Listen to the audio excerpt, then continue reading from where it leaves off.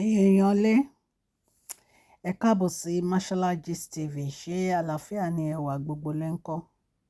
Ọ̀rọ̀ tí a gbọ́ òun ni a ní kí a fi tó ẹ̀yin ará lé létí lórí ọ̀rọ̀ Emmanuela, èyí tí ó jẹ́ ìyàwó Àyìndé Marshal K1. A lè sọ pé tẹ́lẹ̀ nítorí pé a ti gbọ́ wípé wọ́n divorce. Ṣùgbọ́n nǹkan tí wọ́n kọ sí orí Facebook wọn, òun ló yà wá lẹ́nu nígbà tí a rí nǹkan tí wọ́n post yìí ní few days ago. Ó dàbí ẹni pé bóyá 2 days ago ni wọ́n post ẹ̀. Wọ́n ní ọ̀rọ̀ yẹn wọ́n kọ ní èyìnbó ni. Ṣùgbọ́n màá kà fún wa bí wọ́n ṣe kọ. Wọ́n ní I found peace after the battle. There is a kind of peace that can only comes for survivor. It's not the fragile kind that depends on everything being perfect. It's the deep, unshakable peace that says, I've been through the fire and I'm still there. That's the peace I carry today, but getting here wasn't easy. Tí a kà yìí, ó ní ìtumọ̀ tó pọ̀ jamburata. Nǹkan tí Emmanuela ń sọ fún wa ò ní wípé àwọn rí ìfọ̀kànbalẹ̀ àti àlàáfíà lẹ́yìn ìgbà tí àwọn ti ja ogun àjàyè. Ipe láti wá dé ibi táwọn wà yìí, ipò táwọn wà yìí, táwọn fi ní ìfọ̀kànbalẹ̀ yìí, wọ́n ní kì í ṣe nǹkan tó easy o.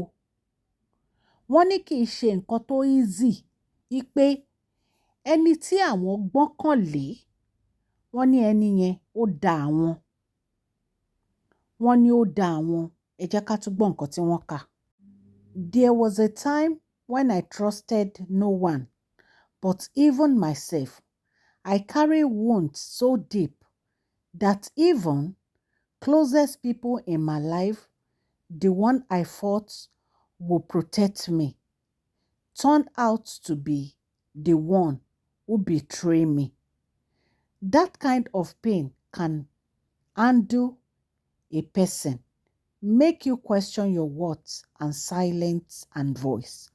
For a long time, I let the betrayer define me. But the turning point I came when I finally realized my self-worth. I look in the mirror and I remember that I am enough, not because of what anyone says or does, but because of who I am at the core. That realization was the beginning of healing. Wọ́n ní ó pẹ́ tí àwọn ò ti gbé ọkàn lé èèyàn kankan. Wọ́n ní ṣùgbọ́n ìgbà tí àwọn pinnu láti gbé ọkàn lé àwọn èèyàn, wọ́n lẹ́ni táwọn gbọ́kànlé, wọ́n ló da àwọn ni o.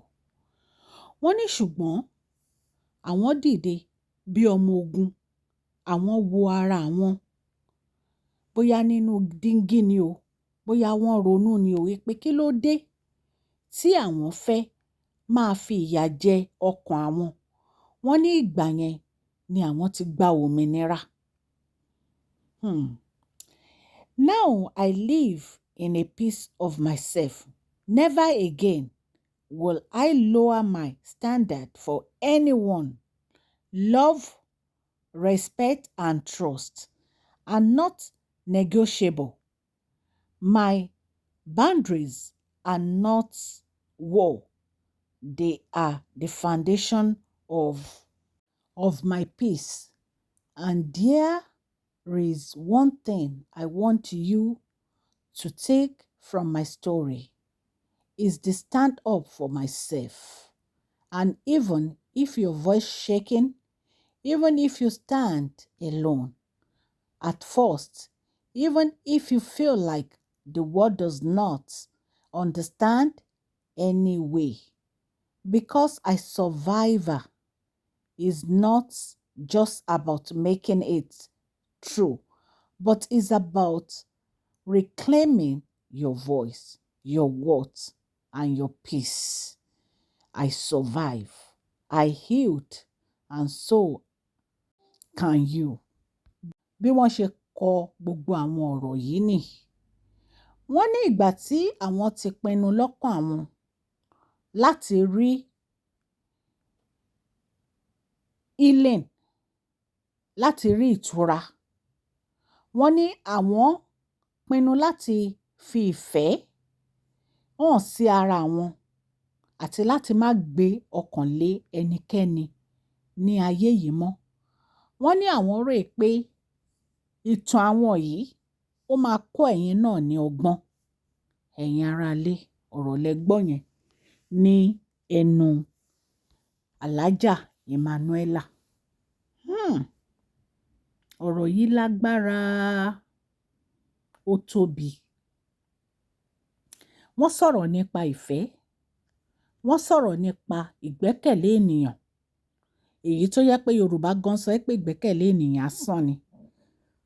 Wọ́n dẹ̀ sọ̀rọ̀ nípa healing. Wọ́n dẹ̀ sọ̀rọ̀ nípa respect. Lálàkọ́kọ́ ìfẹ́ tí wọ́n sọ̀rọ̀ nípa. Àwa náà mọ̀ pé bí ọdún mélòó kan wọ́n fẹ́ Alhaji Wasiu K1 The Ultimate. Bí a dẹ̀ ṣe gbọ́, Alhaji ní ọ̀pọ̀lọpọ̀ ìyàwó tó jẹ́ pé wọ́n ti fi wọ́n sílẹ̀ kó tó di pé wọ́n fẹ́ Emmanuela. Ṣùgbọ́n lẹ́yìn ìgbà tí wọ́n fẹ́ Alhaja Emmanuela, a rò pé gbogbo ọ̀rọ̀ kí Alhaji kó máa ní obìnrin oríṣiríṣi ó ti dópin. Ṣùgbọ́n gbogbo ìgbà tí wọ́n ń fẹ́ra wọn, àwọn awuyewuye ń lọ lórí pé Alhaji wọ́n lọ rí àwọn obìnrin míì torí ńgbà kan la gbọ́ pé wọ́n jà. Èyí tí ó wá ṣẹlẹ̀ yìí tí a rí gangan nínú ìwà ò ní pé ìgbà tí Alhaji fẹ́ ṣe ọdún, wọ́n ní àwọn ọmọ wọn wá sí inú ilé yẹn. A mọ nǹkan tó dé tí Alhaja Emmanuela fi bínú kúrò nílé. Àárín ọkọ àti ìyàwó ni ìyẹn wà. Ṣùgbọ́n nǹkan kan tí mo fẹ́ fàyọ nínú gbogbo ọ̀rọ̀ tí Alhaja Emmanuela sọ yìí ni pé kò sí relationship tó perfect o. Ọkùnrin kò bá ti bímọ rí, kò bá ti níyàwó rí, kó tó fẹ́ ẹlòmíì, kò sí relationship tó perfect. Èèyàn ò lè rí relationship tó perfect láyé. Téèyàn bá lóun rí relationship tó perfect, is either kẹ́ni yẹn máa ní long life àbí kẹ́ni yẹn kó ní ìṣòro nínú marriage yẹn. Kò tiẹ̀ lè sí relationship tó perfect. Ṣùgbọ́n tàbí ó máa wà. Wọ́n kàn lè má sọ jáde.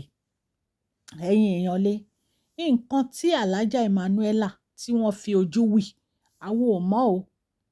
A mọ̀ rárá.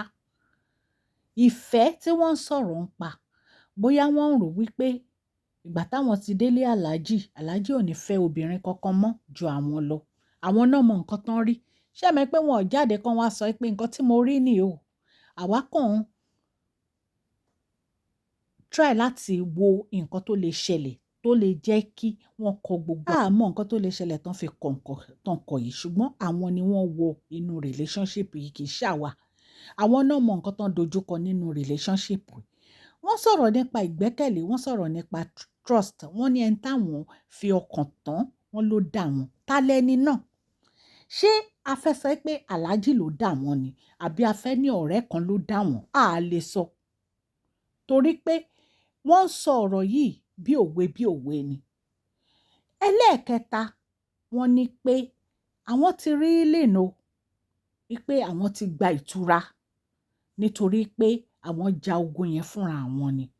Wọ́n ní àwọn dẹ̀rò pé àwọn ọmọ Nàìjíríà gbogbo etí tó ń gbọ́ àwọn yìí, àwa náà a lè rí òmìnira gbà tá a bá wà nínú situation tá a wà yìí.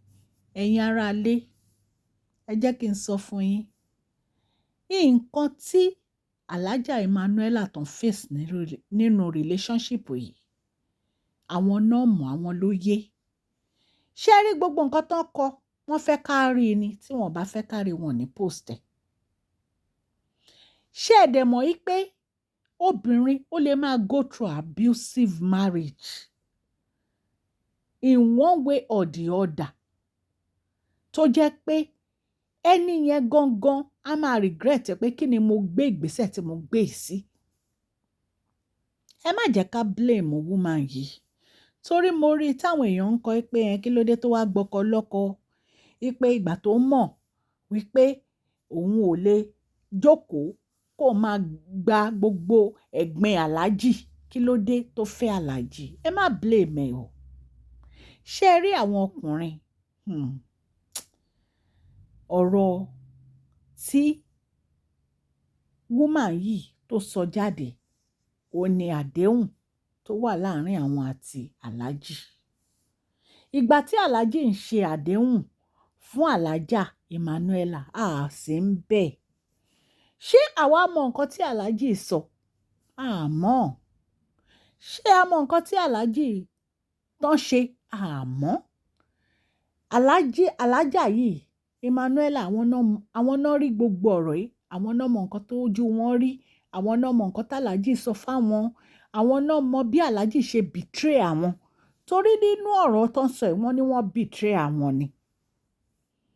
Wọ́n lẹ́ni táwọn gbọ́kànlé ló betray àwọn pé ẹni yẹn já wọn kulẹ̀. Ṣùgbọ́n ẹ má jẹ́ ká blame aláàjà Emmanuela nítorí pé kí ni kò sẹ́ni tó perfect. Kò sẹ́ni tí ò fẹ́ happiness nínú marriage ẹ̀. Tí obìnrin ò bá dẹ̀ wà happy nínú marriage ẹ̀, the only thing tó lè ṣe ni kó make you turn. Ó better ju kí àwọn àti aláàjì kan máa lura wọn lójoojúmọ́ kan máa jà lọ. Nítorí pé aláàjà Emmanuela tá à ń sọ yìí wọn ò bímọ fàlàjì, wọ́n ti ní àwọn ọmọ tó dàgbà. Aláàjì náà dẹ̀ ti ní àwọn ọmọ tó dàgbà. So wọ́n lè find peace láti separate kó ní kálukú dẹ̀ wà láàyè ara ẹ̀. And kí ni wọ́n fẹ́ fi separate? Ó ní wípé kí wọ́n má di ọ̀tá, kí wọ́n dẹ̀ fi ọkọ wọn kí wọ́n fi lé Ọlọ́run lọ́wọ́. Ọlọ́run á dẹ̀ máa ràn wọ́n lọ́wọ́ ní gbogbo nǹkan tí wọ́n bá dá wọlé. So ẹ má blame anybody. Kò work nìyẹn, kò work nìyẹn. Èní kọ́ ni èèyàn ti ń fẹ́ ọkùnrin tó jẹ́ pé eventually relationship yẹn ò ní work. Ẹ má jẹ́ ká blame ẹni ẹlẹ́ni. Èmi believe pé decision tí wọ́n take yìí ó better nítorí pé wọ́n need ìfọkànbalẹ̀ fún ara wọn. Relationship téèyàn bá wà láyé tí ò sí ìfọkànbalẹ̀ èèyàn ò need láti wà nínú relationship yẹn. So mo gbàdúrà fún aláàjà Emmanuela pé Ọlọ́run á fún wọn ní ìsinmi. And decision tí wọ́n take ó better nítorí pé àwọn náà wọ́n fẹ́ ṣe ìyá àwọn ọmọ wọn kalẹ̀. Wọ́n dẹ̀ fẹ́ wà ń bẹ̀ ní ọjọ́ ẹ̀yẹ ọmọ wọn. Ọlọ́run Elédùmarè á pa ọ̀nà wọn, á dẹ̀ dáàbò bò wọ́n. Bẹ́ẹ̀ náà ni aláàjì tán fi sílẹ̀ náà, Ọlọ́run á pa ọ̀nà aláàjì mọ́, á dẹ̀ dáàbò bò aláàjì. Àmọ́ ọ̀rọ̀ yìí wá láti iléeṣẹ́ Mashola Gist TV. God bless you all.